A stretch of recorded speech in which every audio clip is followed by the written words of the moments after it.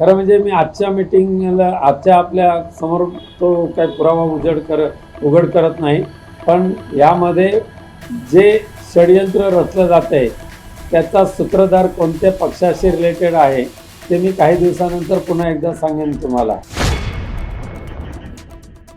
बघा, ज्यांना वायफळ बडबड करायची असते, पूर्वग्रह दूषित ठेवून कोणाच्या तरी सांगण्यावरून अशा पद्धतीने बदनामी करण्याची भाषा करायची असते, ते अशा पद्धतीने मी ह्या त्यांनीच दिलेल्या पेपरच्या आधारे बोललेलो आहे.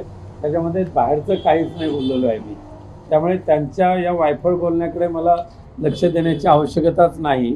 त्यांची स्वतःची जी तक्रार आहे त्या तक्रारीमध्ये त्यांनी लिहिलेलं आहे की ह्या प्रत्येक वेळेला मला भीती वाटत असं मी नेहमी माझे आई वडिलांना सोबत घेऊन ठेवत होते. आता जर प्रत्येक वेळेला आई वडील होते आणि आई वडील तर सज्ञान आहेत, मुलगीसुद्धा सज्ञान आहे, तर त्यांना एकदा असा गैरप्रकार झाला असं जर निदर्शनास आलं तर ताबडतोब त्यांनी पोलीस स्टेशनची धाव का नाही घेतली, हा विषय तर येतोच. दुसरं म्हणजे इथे त्यांनी स्पष्ट लिहिलेलं आहे या त्यांच्या तक्रारीमध्ये, मी 29 डिसेंबर 2023 रोजी स्वतःहून माहेरी गेलेली आहे. जाताना मला डॉक्टरनी सांगितलं म्हणून माझं स्त्रीधन जे आहे त्या सहित घेऊन गेलेले आहे. म्हणजे जाताना 10 ते 12 बॅगा भरतील एवढे ते कपडे आणि बाकीचं स्त्रीधन. आता स्त्रीधन सुद्धा नेमकं किती गेलेलं आहे, किती नेलं आहे, हे हिंमत असेल तर तुम्ही जाहीर करा. येताना सासरी येताना स्त्रीधन किती आणलं आणि घेऊन जाताना किती घेऊन गेला ते जाहीर करा. पण आम्हाला एकदा दिलं न दिलं त्याच्यामध्ये आम्हाला काही पडायचं नाही आहे. ठीक आहे, तिच्या नशिबात होतं तेवढं तिला स्त्रीधन मिळालेलं आहे, त्यांना आम्हाला त्याच्यामध्ये काय ते उकळून काढायचं नाही. करायचं झालं खूप मोठी लिस्ट वाचून दाखवेल, पण ठीक आहे, तिला जे मिळालं त्याच्यात त्यांनी सुखी राहावं. पण एक मात्र नक्की आहे की ज्या पद्धतीने त्यांची चर्चा आमच्या वकील महोदयांशी चालू होती तर प्रत्येक वेळेला डिमांड त्यांचं दुपटीने वाढत होतं. सुरुवातीचं 2 करोडचं डिमांड होतं. 3 बेडरूमचा फ्लॅट तर कायम राहिलेला आहे, ॲटोमॅटिक कार कायम राहिलेलं आहे. 2च्या नंतर डायरेक्ट 5 करोडवर आलं आणि 5 करोडवरच्या नंतर ह्याच याच्यामध्ये तिने जे दिलं आहे, काल जे वाचून दाखवलेलं आहे, 10 करोड रुपये. 2 करोड पुन्हा पाहिजे तर हवं असेल तर मी वाचून दाखवतो.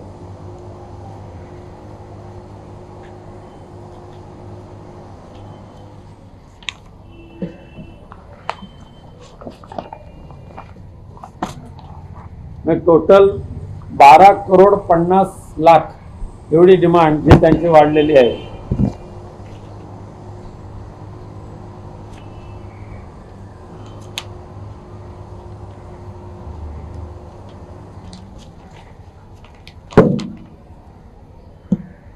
$50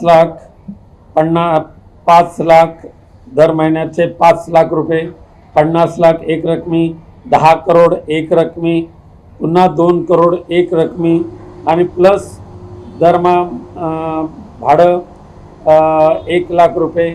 त्याशिवाय 3 बेडरूमचा जो घर आहे तो घर पूर्णपणे मिळालं पाहिजे. त्याचं EMI जे आहे ते मी भरणार नाही, ते तुम्हीच भरलं पाहिजे. अशा पद्धतीचे जे डिमांड ठेवलेले आहेत ना, त्या पूर्ण करून घेण्यासाठीच हे खोटे नाटे अशा पद्धतीची बनावगिरी करून केलेले आरोप आहेत. त्या आरोपांना आम्ही काही भीत घालत नाही, कारण आम्ही अध्यात्मातले आहोत आणि आमचं दैवत आमच्यासमोर पंढरीचा पांडुरंग आहे, तसंच आमच्यासमोर आमचं दैवत हिंदू हृदय सम्राट बाळासाहेब ठाकरे आहेत. त्यामुळे आम्हाला ह्या 2 दैवताशिवाय इतर कोणाच्याकडे जाण्याची आवश्यकता पडत नाही. कुलदेवता ग्रामदेवता तर आमच्या असतातच कोकणातल्या, आणि त्यांच्याकडे जाणं म्हणजे काही गुन्हा ठरत नाही त्यांचं दर्शन घेणं. यावरच त्यांनी असा देखील आरोप केलेला आहे की एका बंधुबाबाकडे मला नेलं त्यामुळे मला ते कळलं, पण या व्यतिरिक्त 3-4 ठिकाणी आम्हाला नेलेलं होतं आणि त्यातल्या काही ठिकाणी आपण स्वतः देखील त्यांच्यासोबत होताल आणि तुम्ही त्या सगळ्या गोष्टींमध्ये इन्व्हॉल्व आहात. तुमच्या सांगण्यानुसारच त्या गोष्टी ते आता माझा पोलीस खात्यावर पूर्ण विश्वास आहे, न्यायालयावर माझा पूर्ण विश्वास आहे. ज्यांची नावं त्यांनी दिलेली आहेत त्यांना ज्या वेळेला पोलीस चौकशी करतील त्यावेळेला ते समोर येईल. त्यामुळे ह्यांच्या बकवासगिरीवर विश्वास ठेवण्यापेक्षा मी पोलिसांच्या चौकशीवर माझा विश्वास आहे, त्यांनी चौकशी करावी.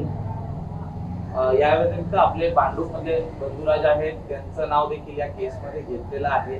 त्यांचा आणि यांचा नेमका काय संबंध? ते आमच्या घरातले सर्वात, आमच्या भावकीतले सर्वात ज्येष्ठ आमचे बंधू आहेत, सर्वात ज्येष्ठ बंधू आहेत. त्यामुळे त्या सर्वात जवळजवळ 85 ते 87 वर्ष त्यांचं आहे आणि त्यामुळे त्यांचं मार्गदर्शन घेणं, त्यांचे आशीर्वाद घेणं हे आमचं कर्तव्य आहे.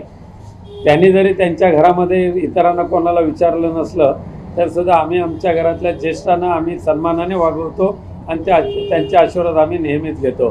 ज्या पद्धतीने कोर्टात इतर आरोपींबद्दल देखील ज्यावेळी सुनावणी सुरू होती तर आपण एबीए अटकपूर्व याच्यासाठी आपण जाणार आहात का कोर्टामध्ये? वकिलांच्या सांगण्यानुसार आम्ही पुढचं करू, पण न्यायदेवतेने ज्या ज्या वेळेला बोलवेल त्या वेळेला आम्ही न्यायदेवतेसमोर नम्रपणे हजर राहणार आहोत. एक शेवटचा प्रश्न असा आहे की आपण खरं तर आपली पार्श्वभूमी राजकीय आहे, आपण राजकारणात सक्रिय असता आणि या राजकारणातल्याच हेतूतून यांच्या थ्रू आपल्यावरती हे आरोप होत आहेत किंवा हे षडयंत्र रचलं जातं असं आपल्याला वाटतंय? खरं म्हणजे मी आजच्या मीटिंगला आजच्या आपल्या समोर तो काय पुरावा उघड करत नाही, पण यामध्ये जे षडयंत्र रचलं जातं आहे त्याचा सूत्रधार कोणत्या पक्षाशी रिलेटेड आहे ते मी काही दिवसानंतर पुन्हा एकदा सांगेन तुम्हाला. अंजली दमानी पण साधारण गेल्या महिन्यातच आमचं असलेलं संरक्षण हे पूर्णपणे काढून टाकलेलं आहे. मागणी आम्ही केली, त्या मागणीला सुद्धा त्यांनी नकार दिलेला आहे. त्यामुळे याच्या पाठीमागे षडयंत्र तर आहेच, पण ते आमचा विश्वास न्यायदेवतेवर आहे आणि त्यामध्ये आम्ही नक्की सही सलामत बाहेर पडू. अंजली दमानी यांनी सांगितलं की विषय गंभीर आहे, मुलांनी टॉर्चर केलं आहे, याची चौकशी झाली पाहिजे. चौकशी पोलिसांनी करावी, त्यामध्ये आमचं काही अडथळा नाही आहे आणि प्रत्येक वेळेला पोलीस ठाण्यामध्ये ज्या वेळेला चौकशीला बोलवतील त्या वेळेला आम्ही हजर राहणारच आहोत. प्रवीण दरेकर यांनी आरोप केले आहेत की हा तर घराचं एक प्रकरण आहे, याच्या पुढे अनेक प्रकरण समोर येणार आहे. किती येतील ते येतील, कारण सध्या त्यांचं बाकी धंदेच काही नाहीत त्यांना.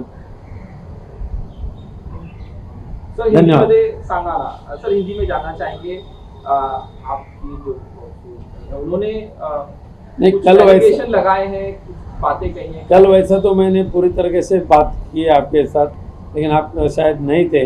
जिस तरीके से जो इल्ज़ाम लगाया गया है वो सारा झूठा है, हमें हमारी बदनामी करने वाला है, हमें कहाँ ना कहाँ परेशानी देने के लिए किया है. जो गिरिजा है वो 29 दिसंबर 2023 से घर छोड़कर खुद के मन से वहाँ गई है. उसके बाद अभी तक उनका और हमारे घर का कुछ संबंध रहा नहीं है. उसके बाद ये जो आरोप कर रहे हैं वो आरोप 2018 से 2022 के बीच में का है. और मेरा प्रश्न एक है, उन्होंने जो खुद लिखा है उसके ऊपर ही मैं बोल रहा हूँ, बाकी मेरे दिल का कुछ नहीं बोल रहा हूँ. ये सारे आरोप करते हुए उन्होंने कहा कि हर बार मैं मेरे माँ और मेरे पिताजी को साथ में लेकर जाता था. अगर मैं कोई भोंदू बाबा के पास जाकर उनके ऊपर कुछ ऐसा ज़बरदस्ती या कुछ गलत तरीके से आरोप कर्म करता था तो उनके माँ और उनके पिताजी साथ में रहते थे. उन्होंने तुरंत पुलिस थाने में शिकायत दर्ज क्यों नहीं की? 22 के बाद अभी 26 है, 4 वर्ष के बाद अभी उनको लगा है कि एक शिकायत करो.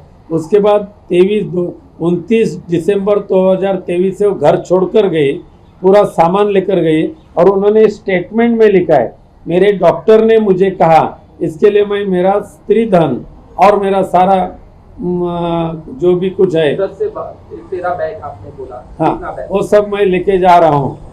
हमने उसके लिए उसको एक सिंगल वर्ड से पूछा नहीं ये क्या क्या लेके जा रहे हैं, वो हमें दिखाओ, ये भी हम लोगों ने इतने पूछा. हम बोला ठीक है, जो उसके नसीब में था वो सब लेकर गया, हमें उसके पास कुछ देखना नहीं.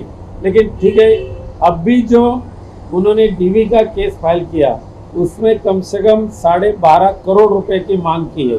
लेकिन उसके पहले भी पहली जो उनके डिस्कशन हुआ था उसमें 5 करोड़ और एक जो मध्यस्थ है उसके लिए 2 करोड़ की मांग की थी। 3 बेडरूम किचन का मांग की थी। एक automatic car not less than 20 lakh उसकी मांग की थी। टेरेस फ्लैट चाहिए था, वो भी ठाणा या बोरीवली में चाहिए था, ऐसी मांग की थी। उसके बाद इसके लिए हमने ना बोले तो उसके बाद उन्होंने डीवी में 12.5 करोड़ रुपए की मांग की है। साथ साथ में 3 बेडरूम किचन की भी मांग की है।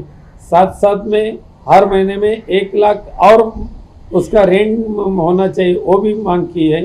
साथ में हमारे बेटा जो है मेरा गीतेश, उसका घर का जो घर है उसके ऊपर लोन है, वो फ्लैट उसे मिले, लेकिन लोन की EMI वो गीतेश ने भरनी चाहिए।